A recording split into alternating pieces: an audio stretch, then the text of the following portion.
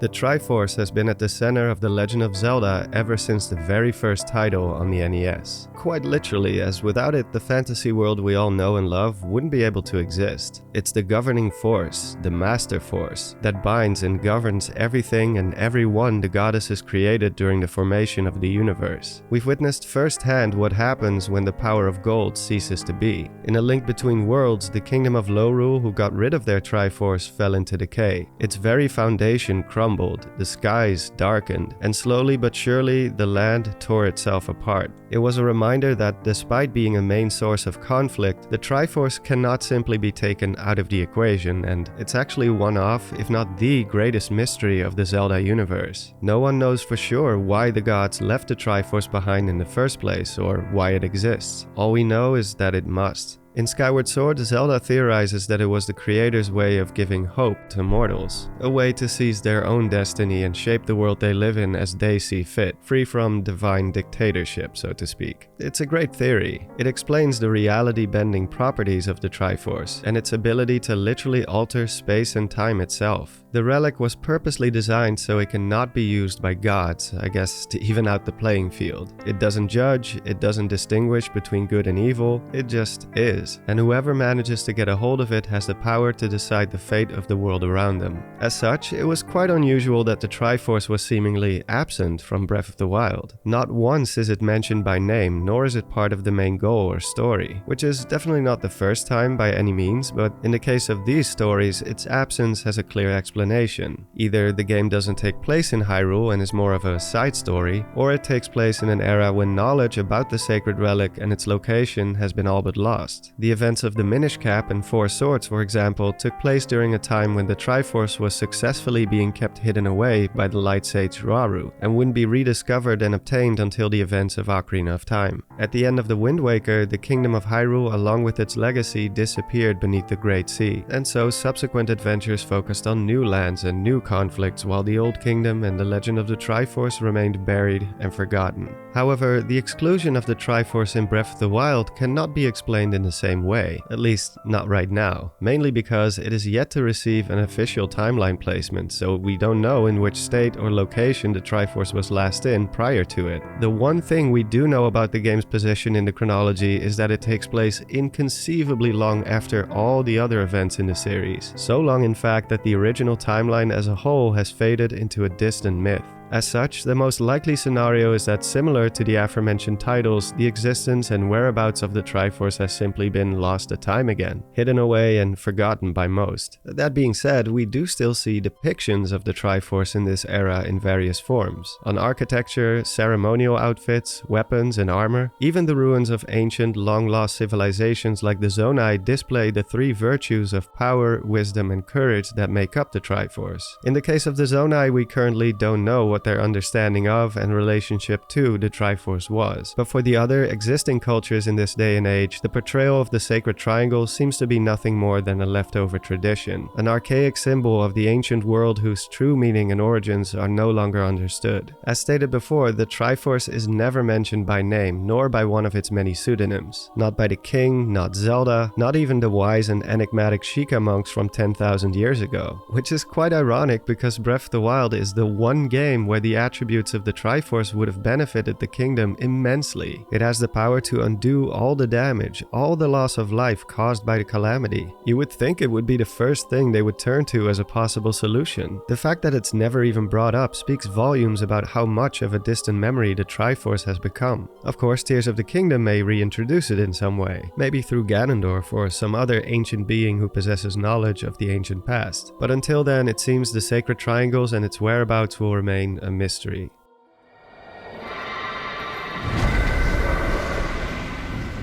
Unless the Triforce was present in Breath of the Wild, but in a new context. There's been a lot of discussion and theories about this imagery, the symbol that appears on the back of Zelda's hand on multiple occasions, as well as inside the massive ball of energy she conjured up and sealed Ganon with during the final battle. It's the closest thing we saw to the actual Triforce, and its appearance has led many to wonder what it could mean. Some suggest that it's nothing more than a rune or an arcane symbol, the likes of which you would see manifest when casting a powerful spell or incantation. limitation. So it's simply a visual representation of Zelda's sealing power, which is obviously tied to the power of the gods in some way. Which kinda makes sense, after all it's not uncommon for a Triforce shape to appear when certain magical events take place. But there's also those who speculate that this might actually be the real Triforce, and that Zelda is somehow tapping into its power to do what previously could only be achieved by multiple people combining forces, to seal away the ever so persistent Demon King. But how is that possible? As far as we know, Zelda never obtained the Triforce the way it would be done in the traditional way. Not to mention, it goes against what we know about the Triforce and its inner workings. The only way Zelda could be in possession of the complete Triforce without actually finding and collecting it first is if it was somehow passed down to her unknowingly. We've seen pieces of it being passed down, like how Twilight Princess Link inherited the Triforce of Courage from the Hero of Time, but never the whole thing. Is it even possible to not only carry the full Triforce inside oneself for an extended period of time, but also pass it on through a bloodline? Well, today I want to try to build a case that yes, what we see here could very well be the real thing, and the evidence requires that we go back to one of the earliest points in the Zelda chronology, to a story which I feel may have been vastly misinterpreted over the years. So sit back, grab some triangle-shaped snacks, and let's dive into it.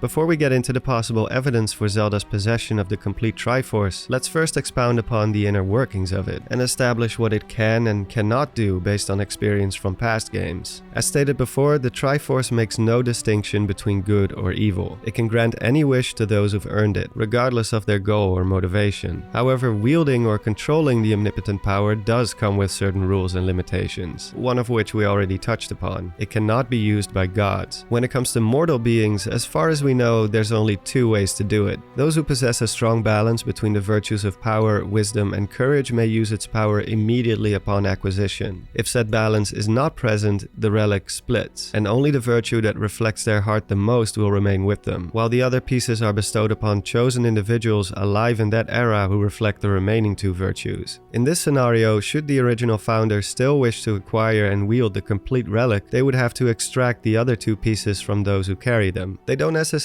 have to kill them, but usually it doesn't happen voluntarily. The only exception we've seen so far is when Zelda allegedly passes her life force, and with it the Triforce of Wisdom, onto Midna to save her life. We've also seen cases where an outsider who's not part of the Trinity is able to steal pieces of the relic from the original three. For example, Yuga merged with the revived Ganon, granting him the Triforce of Power. Meanwhile, Princess Hilda stole the Triforce of Wisdom from Zelda. Subsequently, Yuga Ganon then seizes Hilda's piece, and if it wasn't for Link putting up a good fight, he would have gotten his too. Close, but no cigar. One of the Triforce's many interesting properties is that it's metaphysical. It can exist as both an object, but also as pure energy, or force as it's called. Force is referred to as the breath of life itself, and every living creature possesses a fraction of it, some more than others. Individuals who possess an unusually high amount of force include the sages, members of the Sheikah tribe like Impa and Maz Koshia, Link himself, and most of all, Zelda, which is why she's often been the target of antagonists who attempt to extract her life force through ritual to achieve certain goals. Force can also be stored inside objects, the Master Sword and Force Sword being prime examples of items infused with an incredible amount of force, which grants them their demon-slaying ability. And the Triforce sits at the top of it all as the object with the highest concentration of force known to man. As mentioned before, its physical version can split apart into the three virtues, and each of these can be shattered into even more pieces. We've seen them split into many small fragments, or in two halves with one part being carried around like a necklace, reassembled. Basically, the fragments can always be reunited, and breaking it up doesn't seem to damage it in any way. It's just that the smaller the piece, the less power you'll gain from it. When a piece of the Triforce houses itself inside of a living being, it loses its physical properties and merges with their life force. We can see this happening most clearly in the Wind Waker. One moment Link has the object in front of him, the next it's gone, and suddenly the mark of the Triforce appears on the back of his hand. That said, the physical manifestation of the relic seems to be its natural state. It's described described that when those who carry parts of the Triforce inside their bodies draw close to each other, the pieces will start to resonate, longing to become one again, and when they do, it reverts back to its physical form shortly after. Once again, we witness this most clearly in the Wind Waker. Ganondorf successfully extracts all the pieces, including his own, after which the physical Triforce emerges. In A Link to the Past, Ganon was also in possession of the complete object, and here too, it's not stored inside of his body, but rather he keeps it hidden away in the back room of his tower. In A Link Between Worlds, it's a little less clear what happens exactly. Link defeats Yuga Ganon, and then next thing we know, the Triforce is back in the Sacred Realm. So either it returned here on its own, or maybe Link brought it in here with him. We don't know for sure. We don't actually see him extracting power and wisdom from Yuga like we saw him do to Hilda moments before. There's no full Triforce symbol present on his person, so I'm inclined to believe that it returned to the Sacred Realm by itself. But even if Link did carry the complete Triforce inside, the fact remains that first of all, it was very brief, and second, when he and Zelda actually used its power, it was outside his body again. I could see that perhaps someone could potentially carry all three pieces, if only for a brief moment, but when the time comes to actually wield it, experience dictates that it always reverts back to the physical Triforce. Never before have we seen someone use its power while it's still bound to their life force. Not by Ganon, not Link, nor Princess Zelda. It's been speculated that the reason why it manifests as a physical object once it's reunited is because it would be too much force for one individual to handle, which would explain why Ganon hides it away as opposed to keeping it on his person, because, you know, that would be the safest place to store it, I would say. As such, it's hard to believe that someone can not only carry the full extent of the almighty power inside them for their entire life, but also pass it on to their children and their children's children and so on. If that was possible, you'd think that someone would have done it by now. That is, unless we can find an example of someone who did. Someone who, like Zelda from Breath of the Wild, could have been carrying the complete Triforce inside for their whole life, perhaps unknowingly.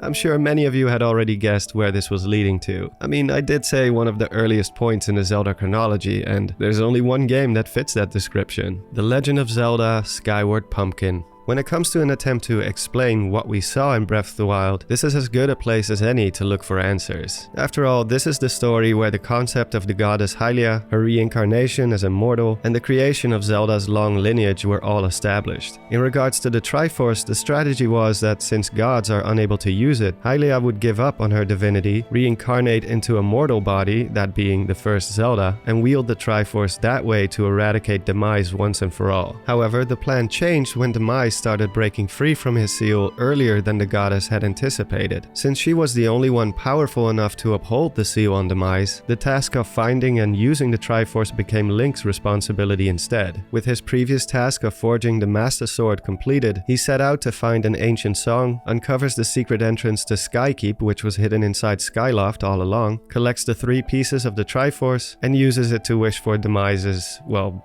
demise. And these are the events pertaining to the Triforce and its role in the story of Skyward Sword. Or so we were led to believe. There's aspects to this part of the story that never made a whole lot of sense to me, and I think there's a very good chance that we may have collectively misinterpreted or misunderstood some of what the writers were trying to convey. You may have noticed that while traversing the rooms and halls of Skykeep, that the Triforce pieces are not obtained in the usual way, like we saw in many of the other games. In all three rooms that house a piece of the relic, there's an additional step you need to do before you actually collect it. Link will thrust his sword into a crest on the floor.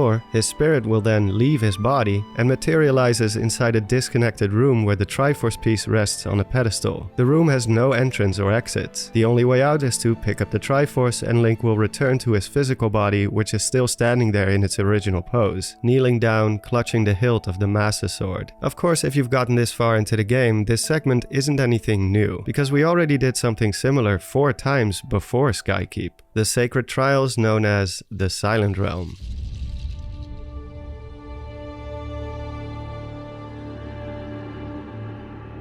So what is the Silent Realm? Well, we'll get into that in a moment, but for now, I can tell you what the Silent Realm definitely isn't. And in my opinion, this is where the first major misconception about Skyward Sword's story lies.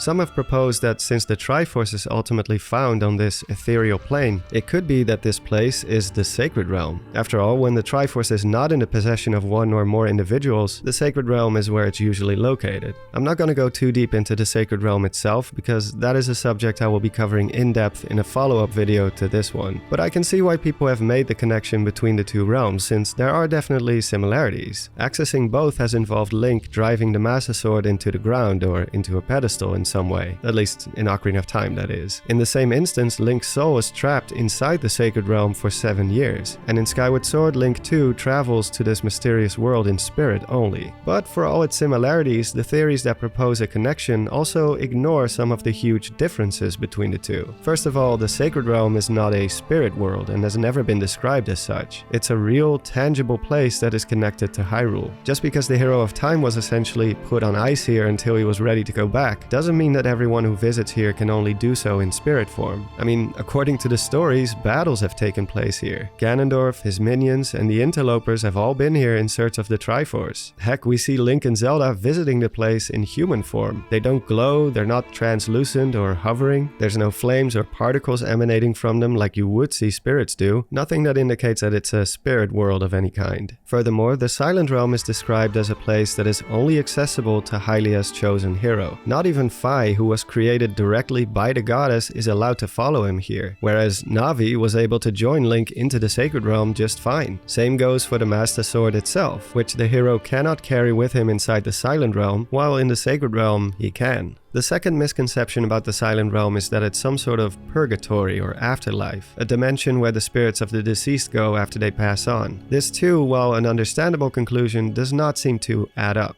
Fi never states that the Silent Realm is a ghost dimension. Instead, she calls it the domains of the spirit. Not of spirits, the spirit, singular. And that Link has been temporarily separated from his physical body to undergo a personal trial or challenge that calls out to his mind alone. And again, one has to ask, if this was some sort of general spirit dimension, how come Fi is not allowed inside? After all, she is a spirit herself. So if it's not the Sacred Realm or purgatory, what is it then?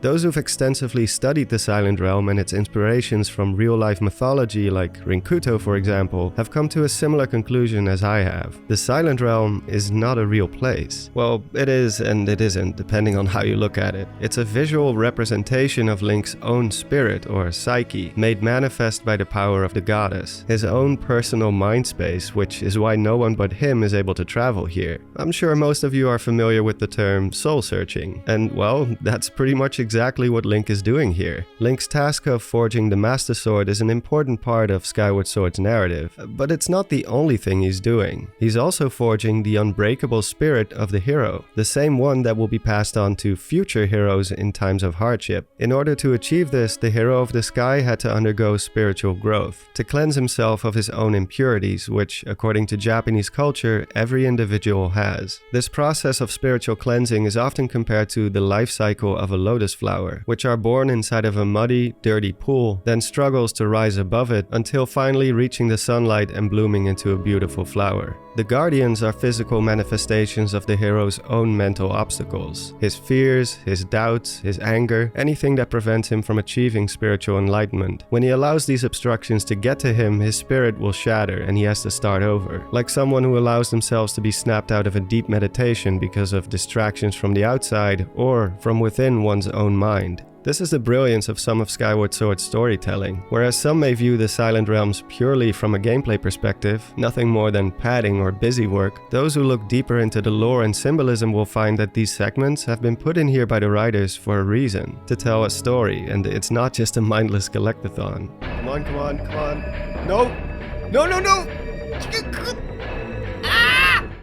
So, after that heartfelt speech, let's take a step back and address the elephant in the room. If the Silent Realms represent Link's own psyche or spirit, how come we also find the Triforce here? Because that would suggest that Link had the complete Triforce inside of him all this time. And yeah, that is exactly what I'm proposing. When you really sit down and think about it, this whole ordeal of having to travel to the Silent Realm to pick up the Triforce is just extra busy work, both on the side of the developers who had to program all of this, as well as the player. It would have been so much easier to simply have a chest there which you need to open and there you go. But by adding that one extra step, I feel like Nintendo was trying to tell us something. It's repeated throughout the game by multiple NPCs that the Triforce is hidden somewhere in Skyloft, but that nobody knows where exactly and if it's still there now. Not Phi, not Levius, or the dragons, or any of the other higher beings who serve Hylia. The only one who allegedly knows the details is the goddess herself, and she doesn't exactly spell it out for us. Even after instructing Link to go get the Triforce, she completely leaves out the part that there's a huge building hidden inside his own hometown, and that this is where he'll find what he's looking for. So either she's being needlessly cryptic, or she doesn't want to risk Demise or Girahim finding out the truth. I think the signs of Link possessing the complete Triforce were there from the very beginning. The crest of the Triforce is seen manifesting on the back of Link's hand on 3 separate occasions. It starts with courage only, then wisdom is added, and finally power, marking the first time ever in Zelda history that someone possesses a crest of the complete Triforce as opposed to only parts of it. And this all happened before Link ever collects the Triforce pieces from Skykeep. It should be noted that historically, having the Triforce crest on one's person has always meant that they are in actual possession of it. It was never meant to symbolize having the mere potential to wield it. If that were true, loads of people would be walking around with crests on the back of their hand, because surely Link isn't the only one out there who possesses great courage, or Zelda the only one with profound wisdom. No, the crest means that you have the Triforce. Case in point, when Hilda steals Zelda's wisdom piece, her crest disappears. When Ganondorf died at the end of Twilight Princess, he lost the Triforce of Power. And in the Wind Waker, the Crest of Courage doesn't become visible on Link's hand until he obtains the physical piece first. I could go on, but I think you get the point. Want even more evidence? Here's a fun one. Remember those pools of multicolored liquid inside the Silent Realms? The game calls it waking water, and touching it will immediately alert the Guardians to your position, regardless of how much is left on the timer. It's yet another obstacle Link has to avoid during his collectathon. If you stop at one of these pools and stare straight into it, this shape will appear. Do you see it? That is the Triforce. Not only that, it's the Triforce, but mirrored. See how courage and wisdom are on the wrong side? It's a reflection. What's interesting is that this trick doesn't work if you just pan the camera above it or from other angles. It only appears when you switch to first-person mode and look at it through Link's eyes. By the end, it's confirmed that yes, the Triforce was indeed in Skyloft, but I don't think it was in Skykeep. It never was. It was hidden in a place where no one would ever think to look for it, inside of an individual, or maybe even a bloodline. I'm leaving that part up in the air because once again, Link's parents are never mentioned or even acknowledged, not even by his closest friends. No explanation whatsoever as to why he's an orphan at the age of 17, so for all we know, he's a Force baby or something like Anakin Skywalker. Either way, Hylia's plan worked like a charm. It flew under everybody's radar, including the villains of the story. In fact, Girahim brushes Link off as nothing more than an annoyance, someone who's way over their head and doesn't play a part in this story. It's all about the goddess after all, she's the one who matters, and by the time the antagonist realized who Link was and the danger he poses, it was already too late. With all that said, if Link had the complete Triforce from the very beginning, how was he not aware of it, and why doesn't he just use it earlier in the story? We've seen other incarnations of the hero use it without all this spiritual awakening nonsense, so what's the deal? Well, I have to reiterate that not only is this the first incarnation of the hero, but no one ever even used the power of the Triforce at this point in history. If Link's spirit didn't have the right balance of power, wisdom, and courage, the Triforce would have likely split as soon as he tried using it, like it tends to do in that situation. To make matters worse, there's a good chance that the Triforce of Power would have landed on Demise, making him even more powerful than he already was. The goddess had to make absolutely sure that Link would be able to control it, hence why practically all the preparations Hylia made are catered towards Link and not Zelda. The creation of the goddess sword, a Phi, all the trials, the messages she left behind, the countless hoops we had to jump through, it was all made specifically for the hero, to prepare him for the task ahead. I'd go as far as to say that the reason why future incarnations of Link were able to use the Triforce without issue is exactly because they inherited the same unbreakable spirit forged by the hero of the sky. The events in Twilight Princess also showcase that despite being in possession of it, the Triforce can lay dormant inside one's body. He clearly had the Triforce of Courage from the very beginning, most likely from birth, but it wasn't until he selflessly crossed into the Veil of Twilight to save his friends that it started showing the first signs of awakening. As such, it's more than possible possible that the hero of the sky had all 3 pieces hidden within, but in the same dormant state. Even so, from the very beginning, Link does show signs that there's something different about him. He has premonitions of things he couldn't possibly have any knowledge of, like the surface and demise. He's unusually strong and talented for someone of his stature. People even get onto him for the fact that he never seems to put in any effort, yet still manages to come out on top. He also established an unusual spiritual bond with his Loftwing on a level never before seen in Skyloft, going as far as being able to sense that something's wrong with his bird companion long before it comes to light that Groose imprisoned it. All this stuff combined, the Silent Realm, the Triforce crest, his unusual talents, it should have been a clear giveaway, but perhaps because of past knowledge of how the Triforce normally works, many of us simply brushed off the possibility or flat out missed it entirely. So now, let's go back to where we started, back to Zelda and her sealing power in Breath of the Wild.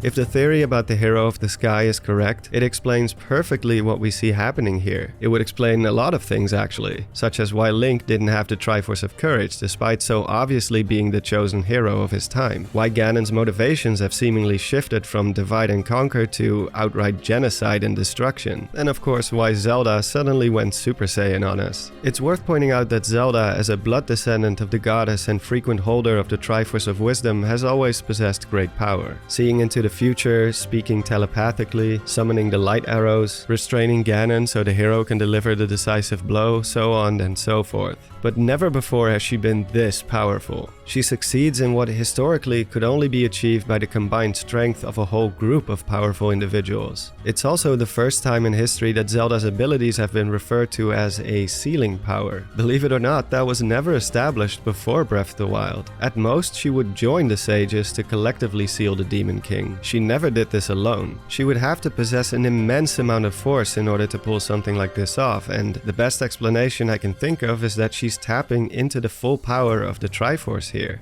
Of course, the story of the hero of the sky, if true, proves that carrying the Triforce within for an extended period of time is something that can be done. But what it doesn't prove is that it can also be passed on by blood. Firstly, because we don't know anything about Link's family in Skyward Sword, and secondly, he still ends up using it in the traditional way, by wishing upon the physical Triforce, and after that it's no longer in his possession. However, I'm open to the possibility. If pieces can be inherited, I don't see why the whole thing would be off limits. It would be a first and quite unusual, but just because we haven't seen it before doesn't mean it's impossible. Perhaps at some point in the distant past, after the events of all the other games, one of the ancestors of Breath of the Wild Zelda somehow found a new way to use the Triforce, and trained herself to wield it in a way that has never been done before. Instead of utilizing its wish-granting abilities, she instead tapped into the raw force that makes up the Triforce as a source of power. It would explain why the physical Triforce and the legend of the omnipotent power that was once so prominent in Hyrule has been lost since. If it's been passed down through Zelda's lineage for thousands of years by this point, knowledge about its existence would have no doubt faded away. Henceforth, it became known under a new pseudonym,